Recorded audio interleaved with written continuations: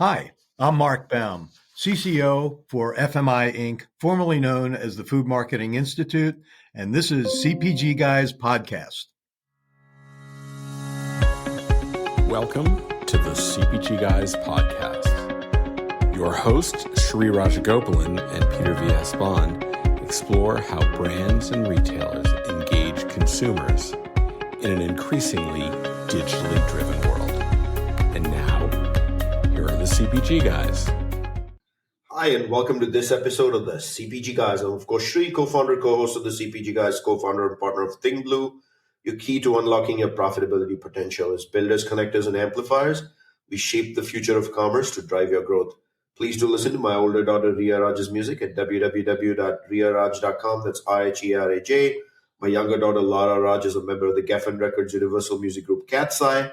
They've just completed their tour of the Jingle Ball series. The hit single Touch is now past 200 million plays on Spotify, Apple, etc. We're off to Tokyo. We're off to Sydney. And my wife and I are looking forward to seeing them perform. Not joining me today is my fellow co-founder, Peter V.S. Bond. And when he's not co-hosting this podcast, he serves as head of client engagement at Flywheel, the e-com acceleration division of Omnicom. Before we get to our guest, we want to ask you to consider following us in your preferred podcast listening app if you already don't do so. This ensures you automatically receive new episodes as they release, and while you're at it, please do follow our sister podcast, the FMCG Guys, the CPG Scoop. And now announcing the first retail media executive education program in our industry. From May 5th to 8th, 2025 at Cornell Tech, the CPG Guys are strategic partners with Cornell University for this immersive 4-day program that brings together industry thought leaders and renowned faculty to share best practices for building compelling retail media platforms. You will discover how to collaborate in creating best-in-class tech stacks, measure performance to ensure brands access the necessary KPIs based on campaign objectives, and establish strong partnerships between brands and retailers. In addition, the program will cover optimizing brand strategies using AI-driven campaign design at scale to achieve marketing tactics and goals. Links to our podcast, a sister cast, social media profiles of my daughters Ria and Lara.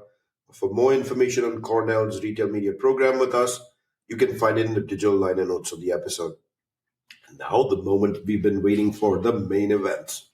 This episode, I have a very special guest, one that I have over the years followed closely and partnered with, and I'll say it publicly, one that I've admired with.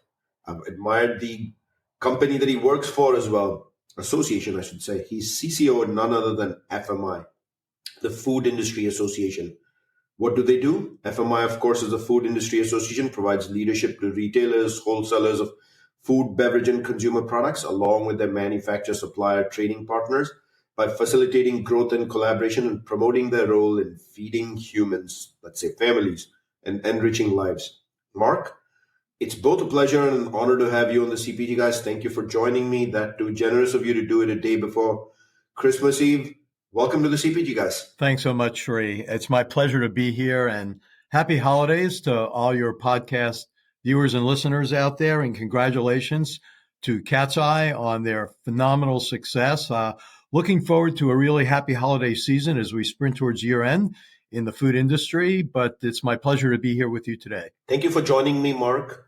The food industry has gone through a little bit of turmoil last 24 months, but we'll talk to that during the Q&A segment. But thank you for that quick hello back to me. But before we get started with our Q&A segment here, could you kindly give us a quick overview at FMI and what it serves and what your role as CCO entails? Sure, I'd be happy to. So the Cliff Notes version, although I think you did a great job of explaining who we are in your opening statement, is that we are an international trade association. We represent companies and all the individuals employed by those companies. And in our case, that's fast-moving consumer goods companies, retailers, wholesalers, and then we've got a huge bevy of service providers and technology partners as well. And we do all of that in the service to the industry to advance our collective interests as an industry, in some cases to deflect criticism or unwanted regulation or other onerous burdens that are placed on the industry. But ultimately, Shri, we're a trade association that, working with and through our members, serve consumers. That's our number one job, is to take care of our mutual customers, those consumers and their families and their communities. There's no doubt about it, Mark. At the end of the day, our mission number one, you, me, the entire industry, brands, retailers, doesn't matter. As long as we keep focused and really delivering for the consumer, this industry will continue to be a better place than it has been for decades and centuries at this point. So thank you for that overview. In the digital liner notes of this episode, of course, we'll include links to your LinkedIn profile, Mark, of course, FMI's website, as well as LinkedIn page for our listeners to access while we go on with our conversation on the go. So, a lifetime of leadership, not just FMI, but lifetime. I use those words very carefully. Take us through the years, Mark, and then what got you or brought you to FMI? It's really, leadership is really the culmination of a lifetime of lessons, if you really think about it. Lessons learned and applied along the way. Going back to my retail days in high school, working, in the service deli. I think I fell in love with the industry all the way back then. Then had the good pleasure of working for a snack food distributor in Brooklyn in my early days. I like to say I'm a recovering snack food and candy distributor who lived to tell the tale. Some days were harrowing, but I learned so much about the business there, just, in terms of procurement, in terms of selling, in terms of customer service, in terms of finance. All of those things at a very young age really helped me shape my view of the industry. And literally 40 some odd years later, here I am. So it's been a wonderful path. I've had some great mentors along the way. Early on in my career, I was able to kind of climb up on the backs of giants and stand on their shoulders. They were willing to take a risk on me. And then that allowed me to learn how to take risks on others and work with others and leading from, a variety of capacities and positions. You don't always just lead from out front. Sometimes you lead from the side or the flank. You need to know what motivates people, inspires them, and compels them to act. So applying all of that with great colleagues over the years has really taken me on the journey of a lifetime in this industry all over the world. As to how I got to FMI, well, that's kind of a funny thing. I was in consulting and have had a long-standing relationship with the organization. I went to my first FMI convention back in the day in like the late 70s, not long after the organization was formed. I knew a lot about it. And with our consulting firm, we facilitated the strategic planning process for FMI back in 2012 and 2013, really their first blueprint for the future. And then I'll just say I did the one thing a good consultant should never do. I actually signed up for the implementation of the plan. So here I am 10 years later. I lead our commercial practice, if you will. That's the business of the business. So we interact with the leadership of the industry to identify the most important issues that need to be addressed at scale. We prioritize those issues, and then we get about working with our members as trading partners, as individual industry segments, along with a number of our advisory partners to help lead the way towards large-scale transformational change. And that takes place in a variety of ways that I'm sure we'll probably talk about. That large-scale transformational change you speak to, Mark, is no easy feat, right?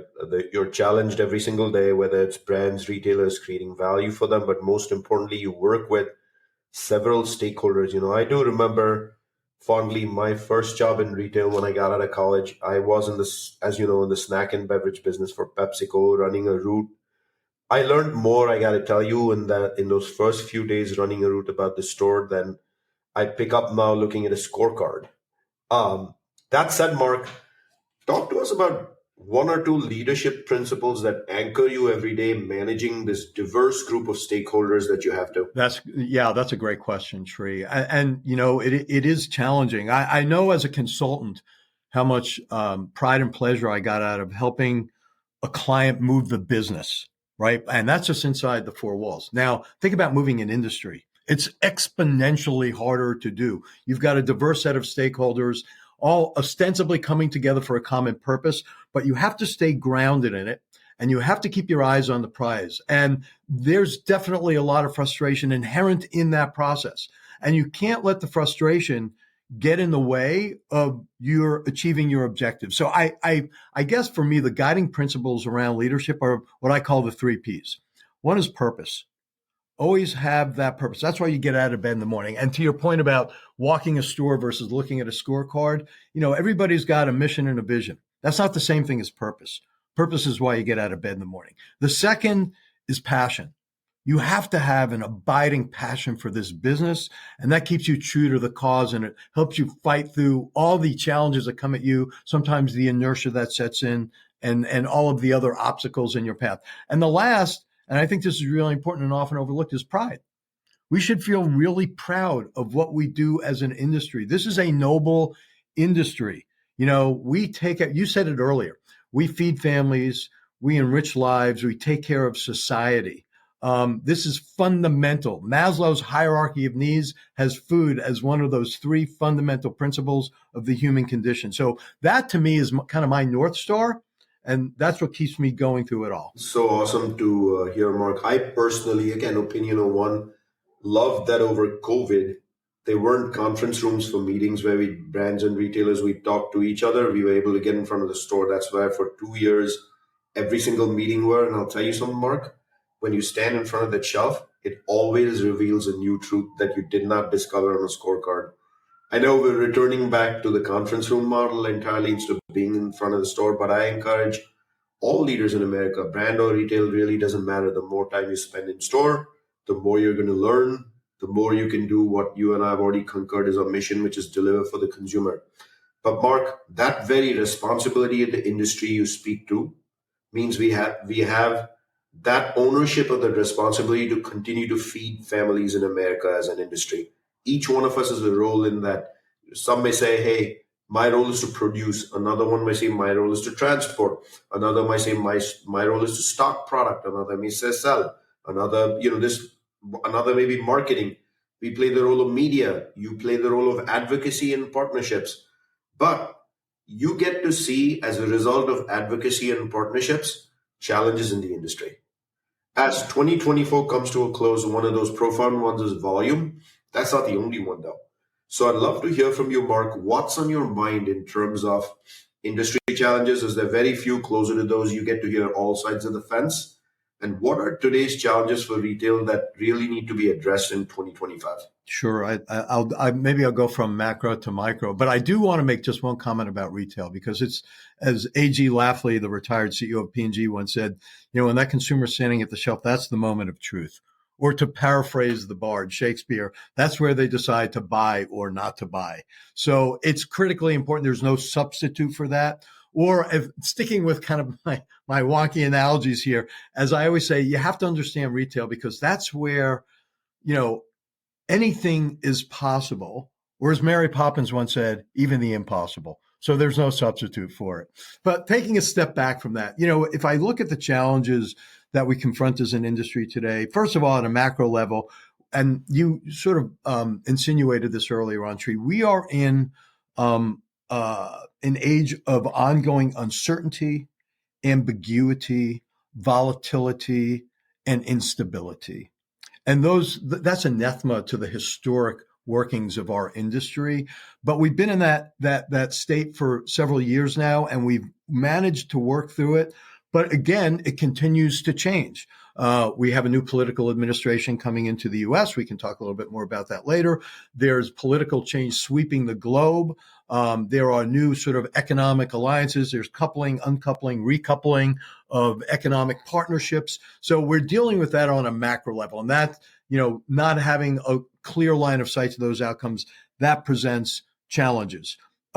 Competition, of course, is the ongoing challenge, both traditional competition and non-traditional competition, new players. When somebody asks me these days, like, so who's in the food business? I kind of rhetorically respond, who's not? Everybody's in it. Everybody wants trips. Everybody wants to be in that business. And so that's given rise to a whole new slew of non-traditional food retailers, both in brick and mortar, digital, hybrid, omnichannel, et cetera. And that means that there's going to be more disruption, and there's going to be more disintermediation. There's going to be more concentration and more consolidation. So those are definitely ongoing challenges that we need to look out and across the industry landscape and figure out how we're going to be successful and make our members successful going forward. The last challenge is, to me, both the challenge and the opportunity, because it's the most important one, and that's the market of one, and that's the consumer. So, we talked about the consumer being sort of at the center of a circular value chain, but they're humans. So they're not completely predictable. In fact, as Dan Ariely says, they're predictably irrational. Just when you think you've got them figured out, they go and do something else or behave differently. Sometimes they're really inscrutable. They're harder to find. They're harder to reach. And, getting to that market of one, we are an industry that came of age during the Industrial Revolution based on a mass production platform. And now we have to get to that degree of personalization. So we have to go beyond the household. We literally need to get to individuals and what's driving them on their path to purchase. So that's the challenge, and that's the opportunity, because to your point, if we take care of those customers, we'll be around for the foreseeable future. Well said, indeed, Mark. But you referred there, two things kind of surfaced to the top of my head.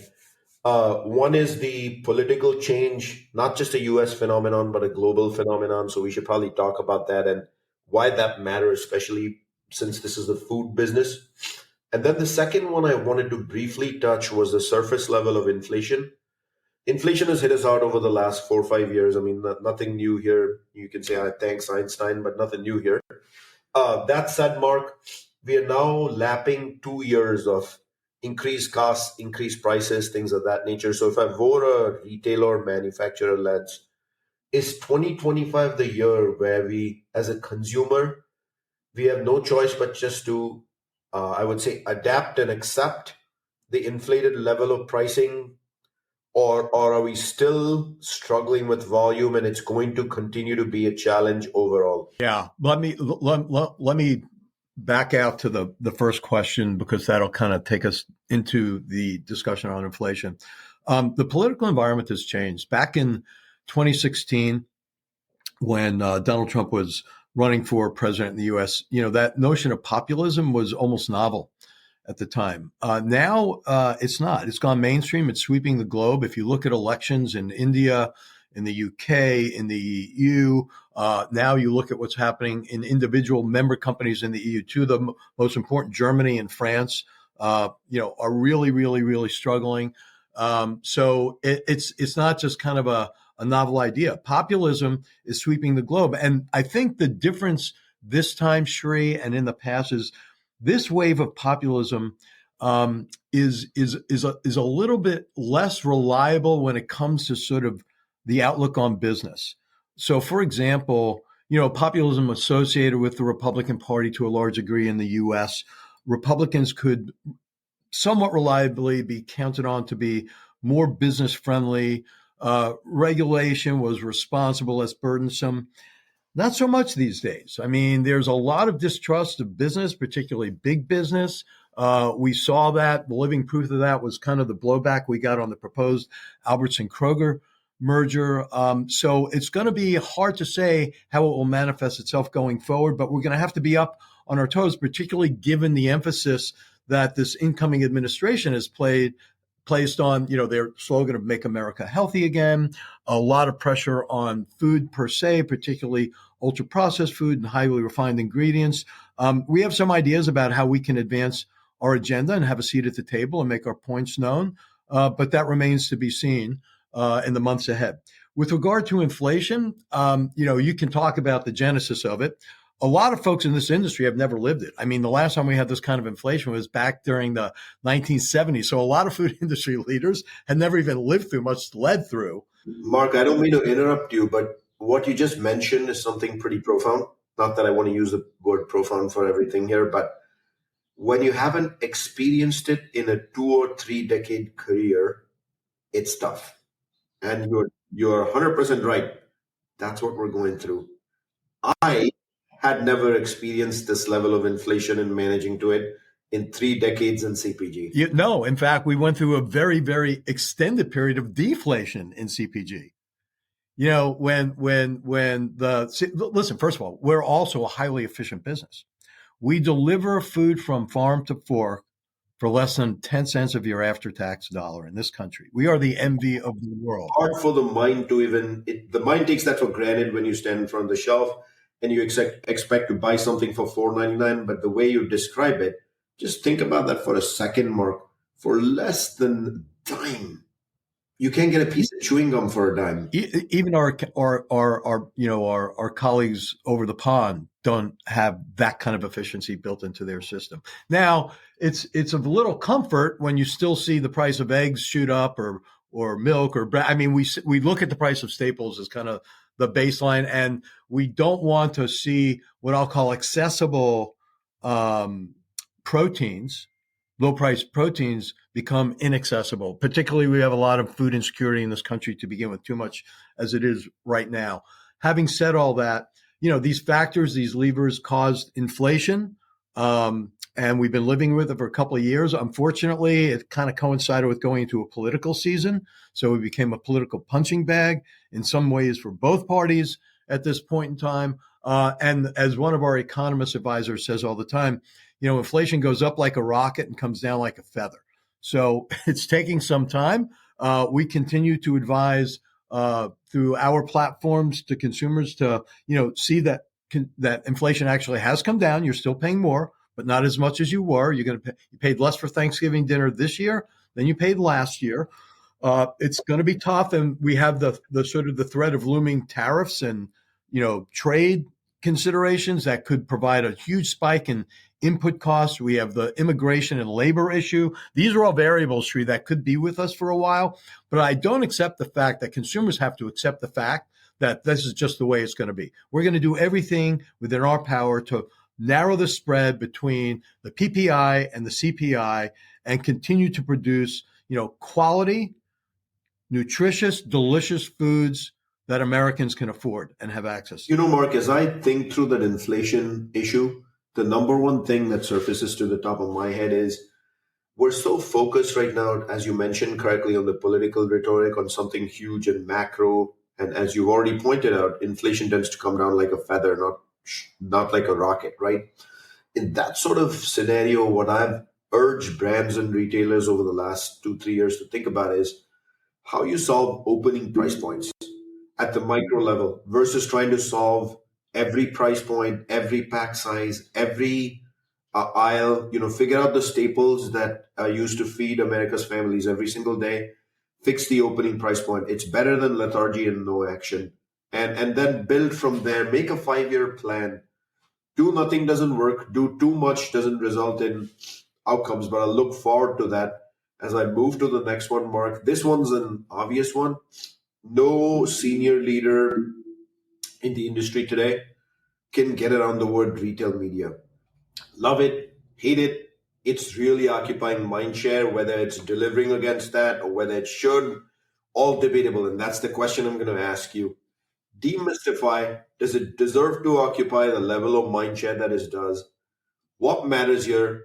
Why is retail media so important? Because there is no conversation I have in the industry where someone doesn't tell me, hey, you're an expert. Why don't you tell me something about retail media? What should I do? And I'm like, you've got 7 other things to worry about. Yeah, so you're right. You can't escape it. You can't have a conversation without this topic coming up, and it's top of mind for senior executives throughout the industry on both sides of the desk, as well as a number of third parties who have a stake in this game. Let me start with why it's so important, right? Is this just another iteration? We've been spending in media as long as we've been around, brand building, building equity in those consumer relationships, leading towards transactions. It's so important because I'll go back to something I said earlier, Sri, this level of personalization, this market of one, how do you reach consumers? Media has been fragmenting. Traditional media has been fragmenting for years. And then we saw a proliferation of cable and then social, et cetera.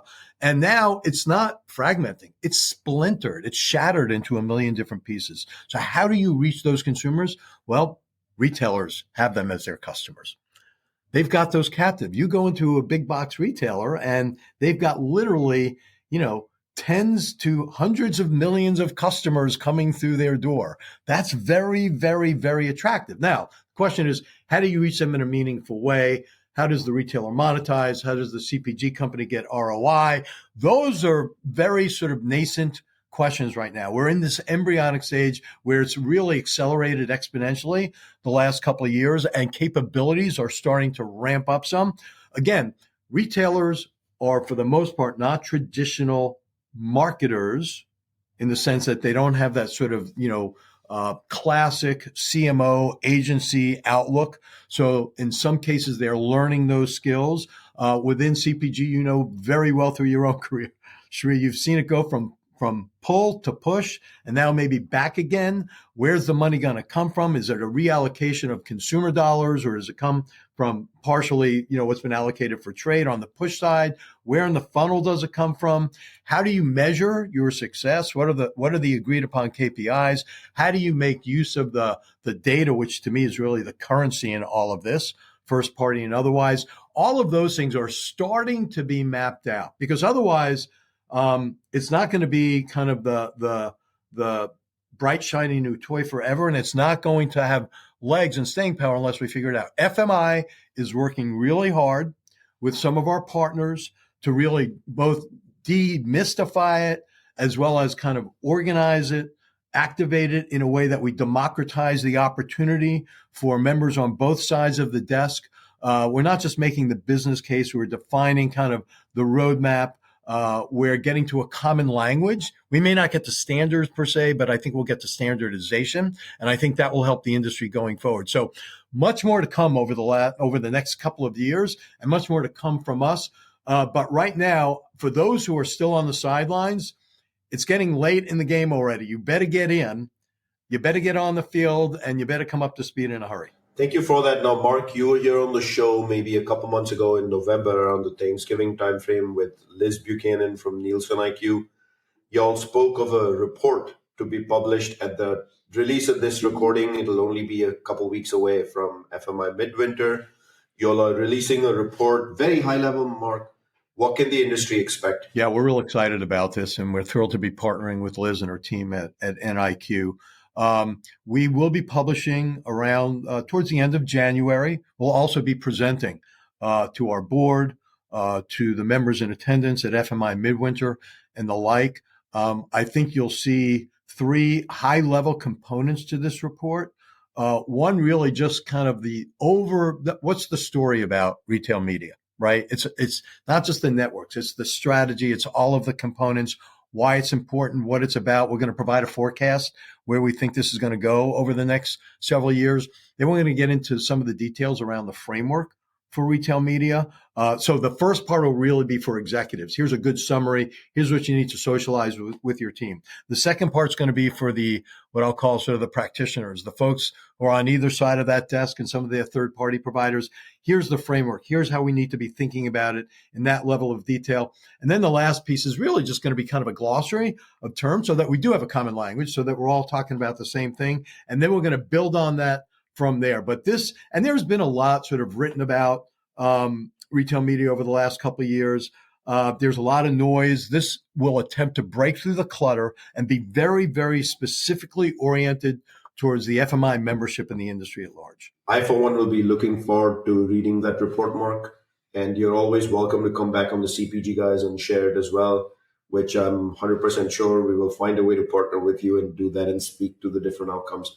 But let's take a minute to actually get into the depths of FMI itself and the different pillars, who it serves, each of the pillars, who do you interact with on every single day? And then I have a follow-up question to that really for brands. But first, why don't you take us through the different pillars and who your stakeholders are and how you engage with them? Let me say this.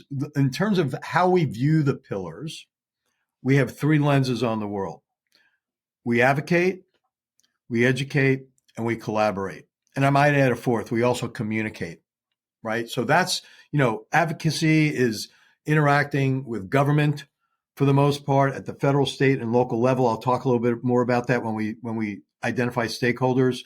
We educate. We have a large portfolio of educational events, in-person, virtual, and otherwise. We have a lot of tools there. We also have a lot of research, close to 50 pieces of research originally produced each year. Hey, Mark, if I can just understand on the advocate part, your partners from brands and retailers, are they primarily commercial folks or are they the industry relations and government affairs? So on the advocacy piece, we work with we work with our leadership, CEOs, who help to identify and prioritize the issues.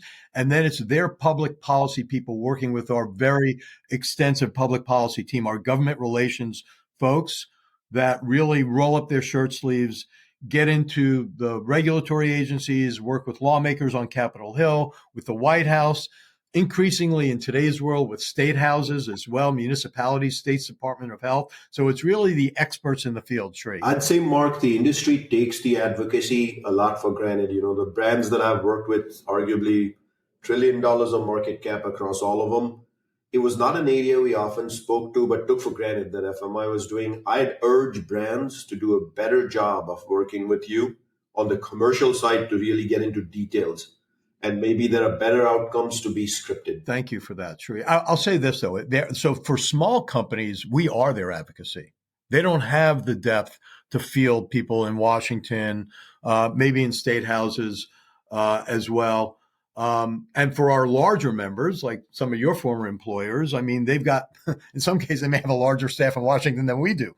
But in many respects, we're small but mighty because we work with all of them.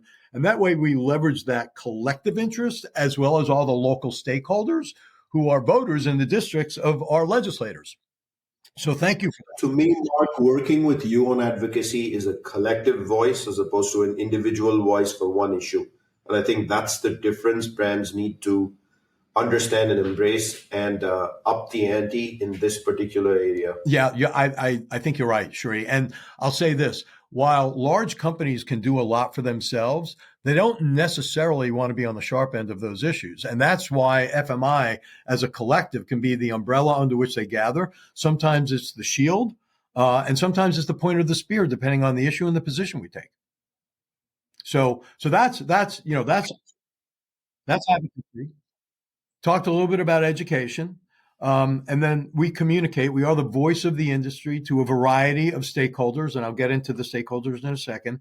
And then, importantly, we collaborate. And by that, I mean, and we've been talking about that really, we bring the industry together under the auspices of FMI to identify the most important issues. Some of them are short-term, 12 to 24 months. Some of them are longer term. What do we need to accomplish over the 2020s, et cetera? And then those pillars are built around this blueprint of issues. So in no particular order, supply chain. We've been through a lot of trials and tribulations. We need to future-proof the supply chain workforce, an ongoing and will be a perpetual challenge. We've come out of the sort of the hiring crisis of COVID. But, when you were talking about various roles and responsibilities, I'm a selector, I'm a driver, I'm a store-level employee, I'm a merchant. That workforce is changing. The work itself is changing. The nature of the workforce is changing, and the workplace is changing. Big issue for us.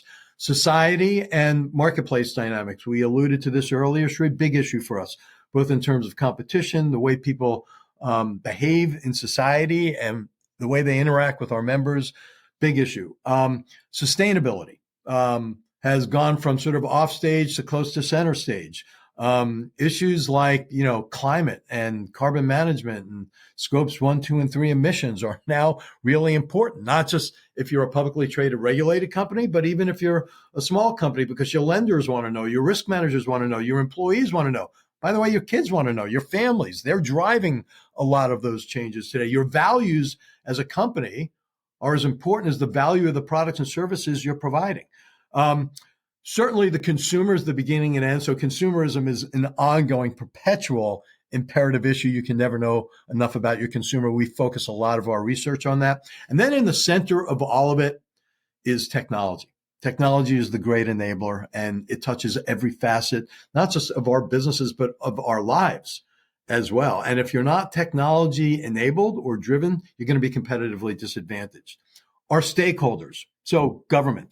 Talked a little bit about this earlier. Federal, state, local officials, all aspects. Other, what I'll call non-government organizations, the NGOs, are stakeholders in our industry. The media, both trade and business media. The analysts who are looking after and evaluating companies' performance. The institutional investors who are investing in those companies. And lenders, financial institutions. And importantly and increasingly, consumers themselves. They're stakeholders, and we have a role to communicate directly to them when need be, particularly as we, reassure them during COVID. We've had them maintain confidence in the value chain, even through this extended period of inflation. We've had some food safety issues. We want to assure them of the quality of the safety of the products that they're buying, their accessibility, and their not just their nutritional value, but their nourishment. They don't just nourish our bodies; they feed our souls as well. So that's probably the most important stakeholder. Wow. Let me remind the public that I'm speaking to Mark Baum, CCO at FMI, the Food Industry Association. So I'm going to jump to an area where I personally believed deeply in, Mark, which was brand should be investing more with FMI, should have a bigger presence at your events. It is an opportunity, after all, for brands to showcase themselves to retailers as the biggest, the mightiest, or even mid-tier, really doesn't matter. So how do you accomplish outreach to brands? How do you accomplish outreach to retailers? Why should brands invest more with you? I for one, did believe is the sensible thing to do. The first thing I did, if you remember, when I got this role, this past role, was indeed make that change happen. So I'm curious, in your mind, what you'd say to brands, and then how do you accomplish outreach? So, yeah, thanks for that, Sri. I'm going to use you as an example, actually, because you did. When you first got to General Mills, you said, we need to show up differently as a company. We're a household name. We're a big brand company, but we don't show up that way and we don't come across that way. And we need to change that. So what better place, I think I responded to you, than with and through FMI. We've got the right platforms for companies to show up in much more meaningful ways and demonstrate not just what their products are about, but who they are and where they're coming from and why it's important within that trading partner relationship and to take it to the next level of collaboration. It's one of the things I think, Sri, that we are particularly good at doing. And that is convening the industry, not just at scale collectively, but between trading partners. We have a very robust scheduling platform for joint business planning. We'll have at our event next month in Florida, we'll have literally thousands of individual joint business planning meetings taking place between retailers and manufacturers, and in some cases between knowledge partners and service providers as well. It's a very, very sophisticated, robust, safe, secure way of making that happen. So we bring the industry together both at scale and individually. And we reach out on a regular basis. We try to keep our finger on the pulse of the most important issues that get past just sort of the day to day. Okay. Here's what we're doing on, a new product introduction, or we've got some order to cash issues, or, here's our opening. And we didn't really get to opening price points, but it was a great point that you made earlier, or promotional plans. It's really strategically, where do we want to be? And what would we look like if we were one vertically integrated company acting in the best interest of our consumer? We are really good at doing that kind of stuff. And so we work hard to convince, the industry, both fast moving consumer goods companies and retailers to come together and work with FMI. I'm really proud to say probably, from a retail standpoint, we've got the vast majority of all commodity volume represented in both traditional and non-traditional grocers and food retailers. And we've got a huge number in CPG as well. And making the decision to get vertically integrated back in 2020 and bringing CPG players to the table with all the same rights, roles, and responsibilities as retailers turned out to be a really prescient thing. So I think we're well positioned to do even more of that going forward. That is so good to hear, Mark. One area that we didn't touch upon that I think some portion of our audience is service providers. They could be tech companies. You mentioned order to cash. They could be just a builder of a software. They could be a hardware builder. And they use our platform to really build their education around the issues and the challenges and the opportunities in the industry, both retail and brands. So can you talk through your relationship with service providers and why they should be coming to you? Sure. I guess I'll parse it a little bit, Sri. I'll talk about our knowledge partners, advisory partners. So those are the marquee consulting firms and we are blessed to have them as partners working with us to help, again, move the industry by providing really far-reaching thought leadership, understanding, the issues and what they mean and what their implications and impacts are going to be. So we have a very, very robust portfolio of thought leadership beyond just the research. Lots of frameworks and methodologies and benchmarks that we do in a sort of what I'll call non or pre-competitive way. And then, of course, we love having all these tech service providers and solution providers with FMI as well. Because first of all, there's so many of them now. That's proliferated a lot as technologies become more embedded in the industry, and our members rely on us to help sort through all that, right? Not necessarily give the good housekeeping seal of approval on a technology provider, but better understand what the application is, whether it's, a newfangled piece of hardware, it's a bright, shiny new toy, or it's a new software platform or service platform, or whatever that happens to be. And we work very closely with a number of technology companies. We actually created an event within Midwinter. We call FMI Tech at Midwinter for those companies. We're now doing pitch competitions, which has been sort of game changing for the folks who get into that and get to the finals, and especially the winners. So the technology solution providers have a critical role. They are integral to our success at FMI and working with us to help enable our members. No doubt about it whatsoever, Mark. You briefly touched upon political change in the world, political change in the government, and my question is a very simple one. With an administration change at this point, just a few weeks away, let's say 4 weeks away at this point, how are y'all at FMI preparing to engage with the constituents you serve? Are there notable remarks you need to make? Is there a white paper? Is there a study? Is there something you're putting out there? I'm just curious to learn how you engage. The short answer is yes, all of the above. Let me take you back, Sri. Pre-election. I just feel you say all of the above. Pre-election, we had like 6 or 8 what-if scenario plans going, right? Okay. So now we got the answer to that question. So we know what we've got in terms of government with an incoming administration. There was a lot already on our plates. I mean, there were over 50 regs that either coming at us or we're in the throes of working with and through to get to compliance. There's going to be, legislation produced over the next 12 to 24 months because a new administration really has that 2-year window before you get to midterms. We know that, there's going to be lots of changes over at Health and Human Services, assuming that President-elect Trump's nominees are confirmed. And over at FDA, we definitely have been advocating for reform for some time at FDA. We look forward to working with this administration to effecting that plan. We have decades and decades of experience in working with those agencies. And so we want to have a seat at the table to explain where we are and what we would like to see happen. And we are, I'll say, cautiously optimistic that will occur in some way, shape, or form. We're still trying to work through some of the onerous regulation coming at us. There's a January 2026 compliance date for the most far-reaching piece of the Food Safety Modernization Act, and that's the end-to-end FSMA Rule 204 traceability requirements. Very, very complex, very difficult, very costly, even for the largest companies. And the list of those items that are on FDA's radar from an end-to-end traceability standpoint is extensive. So we still have a lot of work to do there. We have issues with EPA that are coming at us. I mean, it's really across the board. And it's going to be interesting to see how the president-elect's healthcare agenda is going to be played out and the role we're going to play in that as well. We've doubled down on issues like food as medicine and health and well-being.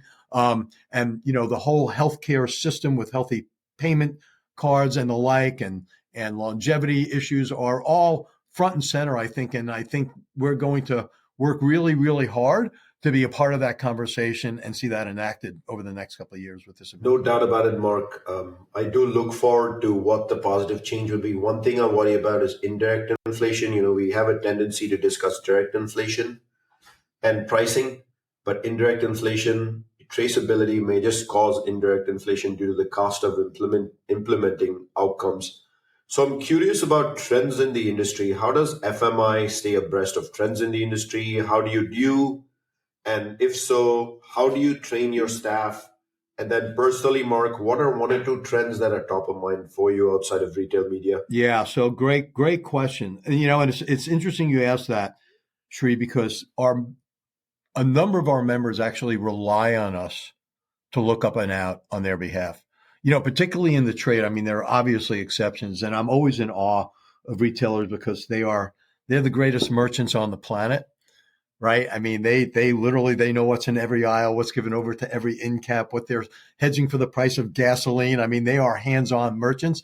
But when it comes to looking up and out, they rely on us. How do we do that? Well, we are very fortunate because we have some amazing marquee strategy firms who do that for a living, both with individual clients and for themselves. And we're fortunate in that they provide a lot of that to us, and working together, it allows us to do the kind of conceptual thinking and strategic planning that is so important for industry. So we create a 3 to 5 year strategic plan, but we think in terms of 10 and 20 and 30 years out. What's this going to look like? And then we work back from that. We scour what's available in the public view. You can't be successful in our business, which is kind of like advisory, unless you're a voracious reader. You have just got to be on that 24/7. And my folks will tell you all the time, I don't know that I'm famous, probably infamous for like sending 24/7, all hours of the day, white papers, thought leadership from a variety of places. Also, you have to look across industries and channels as well. Not everything was invented in the food industry, and we're not necessarily bleeding or even leading edge on issues. And coming from consulting, I have the distinct privilege of looking across industries and borrowing best practices from everyone, including financial services and risk to telco and technology to life science and healthcare and hospitality and travel, and applying it to our business. And so that's another thing that we do. We bring those adjacencies, say product space, consumer facing, and some of the leading practices from those businesses into our business and expose our members to those as well. With our people, in addition to all of that, we invest in them. I mean, they're our greatest asset. So we provide a lot of education and training and professional development across the board. Awesome, Mark. I wouldn't have expected any less. So let's wrap this up with an obvious question, which is, the mind gears when we think FMI to midwinter in January in Florida. Arguably one of your largest programming events, but you are on 24/7, you're programming all year. Talk to us about all year. Who should take advantage of what? Yeah, happy to. Thanks for that, Shri, because I think a lot of people, again, FMI is synonymous with midwinter, but it's an event. it's our shiniest jewel in the crown in many respects, but it's an event. We have an event calendar that runs from January through December. It's available at FMI.org. We run over a dozen in-person events. Can anybody access that calendar just by going to the website? Yeah. Just go, FMI.org. And it's probably up on one of the marquees up top. If not, you can just put FMI event calendar into the search bar at the top of the screen. And we will, and it'll come up. You'll see all of our events. We will make sure to put it in the digital liner notes of the podcast. That'll be great. And I don't know if people realize we have events in things like fresh foods, which is a major industry event, private brands, non-foods, then across functional areas of the business like legal and regulatory compliance, financial management, energy and store development, asset protection, grocery resilience, risk management. All those are events that we do over the course of the year. And we do a big event through our food safety business, SQF, Safe Quality Food Institute. We certify facilities, and they do a big event as well. The other thing I'll just mention, Shri, in addition to the events, and we do a lot of online stuff. Now, in today's world, I don't know how many, podcasts and webinars and on-demand education and training features that we do throughout the course of the year. We have a lot of social platforms as well. And then I think I mentioned earlier, we do a lot of research. We have our signature research, which is the consumer trends piece, and the food industry speaks piece, which is what's on the mind of executives. And then we have our Power Of series that really goes wall to wall across all product categories and functional areas of the business. We do a lot of industry research across business operations and specific functional areas. And then we do a lot of consumer research, as I said earlier, on everything from consumer attitudes to emerging issues and special topics as well. And we will have a large research and insights calendar placed up there as well. Awesome. So we will make sure to share the link to that calendar as well. So let me remind our audience that you can find all of our content simply by going to a web browser and typing cpgguys.com as the URL. And if you or your company has thought leadership to contribute to our community discussion on brands, retailers, and service providers in the CPG industry, drop us an email at contact@cpgguys.com. That's again, contact@cpgguys.com. Maybe you can join us on the podcast for a lively discussion. Don't forget to drop us a rating at cpgguys.com on the navigation bar up top. That shapes and lets Peter and me understand how we did. Do we have the right conversations with the right folks here on the show? Through our LinkedIn followership, we cannot thank you enough. This show doesn't exist without you. For the clicks, likes, comments, direct messages, meeting us at conferences, coming to our events, parties, dinners, I can't thank you enough. This is not something Peter and I planned for, but it's now our full-time energy and effort. So I can't say thank you enough times. Mark, generous of you to give us time during the holidays. You're always welcome back on the show. Hopefully you will choose CPG Guys as a partner in the future to disseminate a lot of that education and knowledge that you spoke to. Thank you for joining me. Shri, it's always a privilege and a pleasure to be with you. Thanks for the opportunity and the platform. Look forward to seeing you again in the not too distant future. And in the interim, my best wishes to you and your family for happy holidays. Thanks for everything, Shri. Happy holidays to you, Mark, to our audience. And that's a wrap of this episode of the CPG Guys.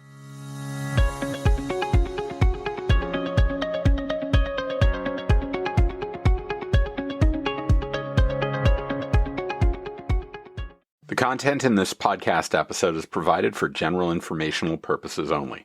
By listening to our episode, you understand that no information contained in this episode should be construed as advice from CPG Guys LLC or the individual author, hosts, or guests, nor is it intended to be a substitute for research on any subject matter. Reference to any specific product or entity does not constitute an endorsement or recommendation by CPG Guys LLC. The views expressed by guests are their own, and their appearance on the program does not imply an endorsement of them or any entity they represent. The views expressed by CPG Guys LLC do not represent the views of their employers or the entity they represent. CPG Guys LLC expressly disclaims any and all liability or responsibility for any direct, indirect, incidental, special, consequential, or other damages arising out of any individual's use of, reference to, or inability to use this podcast or the information we present in this podcast.